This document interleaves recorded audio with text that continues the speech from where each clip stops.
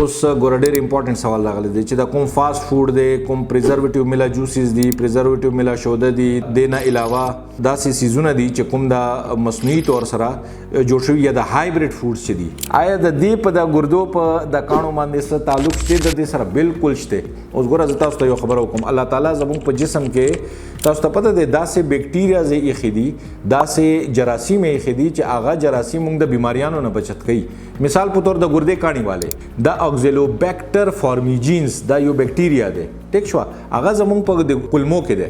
او هغه د اکزیلیټ چې دی دا ابزوربشن لا نه پریدي دا جذب کېدو لا نه پریدي نو چې اکزیلیټ نه نو کلشیم اکزیلیټ سټون به څنګه جوړیږي نه جوړیږي. او چې کله ته دا پریزرویټیو فوډ دا استعمالوي نو د دې فوډز کې چې دا پریزرویټیو وي دا د لپاره ملاو شوی چې دا کوم بیکټیریا زی دا مړی نو چې ا بیکټیریا مړی نو ستاسو جسم کې دنه چې کوم بیکټیریا زی دا بنه مړی ولې بنه مړی نو هغه چې کوم هغه بهترین بیکټیریا زی هغه هم ستاسو په جسم کې مړ کی او الټیمیټلی ریزلټ دی چې د ګردو کاڼي جوړیږي یا د مختلف نور بیماریاں وسره کیږي. نو د دې په ګردو یا د جسم په اوورال دفاعي نظام باندې ډېر خطرناک اثرات دي. نو موږ ته پکار دی چې د حواله سره شعور حاصل